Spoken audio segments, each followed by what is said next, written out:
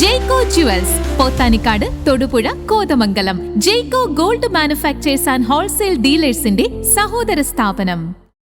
മൂവാറ്റുപുഴയിൽ നിന്ന് ബാംഗ്ലൂരിലേക്ക് KSRTC ബസ് സർവീസ് ആരംഭിച്ചു. Mathew Kuzhalnadan MLA flag off ചെയ്തു. മൂവാറ്റുപുഴയിൽ നിന്ന് ബാംഗ്ലൂർക്ക് ഇനി KSRTCയിൽ പോകാം. ബസ് സർവീസിന്റെ flag off Mathew Kuzhalnadan MLA നിർവഹിച്ചു.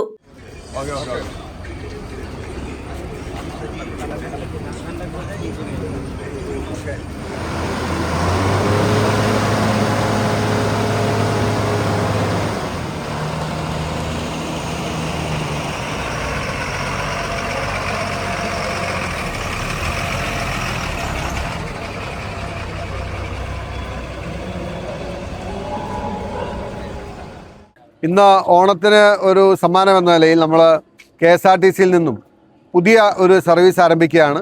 നമുക്കറിയാം, നമ്മുടെ നാട്ടിൽ നിന്നും ധാരാളം കുട്ടികൾ ബാംഗ്ലൂർ മേഖലയിലൊക്കെ പഠനത്തിനായി പോയിട്ടുണ്ട്. അല്ലാത്തവരും ബാംഗ്ലൂർ യാത്ര നിരന്തരമുള്ളതാണ്. അപ്പോൾ മൂവാറ്റുപുഴയിൽ നിന്നും തുടങ്ങുന്ന ഒരു ബാംഗ്ലൂർ സൂപ്പർ ഡീലക്സ് സർവീസ് ഇന്നു മുതൽ നമ്മൾ ആരംഭിക്കുകയാണ്. വൈകുന്നേരങ്ങളിൽ 7 മണിക്ക് ബാംഗ്ലൂരിൽ നിന്ന് തിരിച്ചിങ്ങോട്ടും, ഇവിടുന്ന് 5-6 മണിക്ക് ഇവിടുന്ന് ബാംഗ്ലൂർക്കും പോകുന്ന സർവീസാണ് നമ്മൾ ഇന്നിവിടെ ആരംഭിക്കുന്നത്.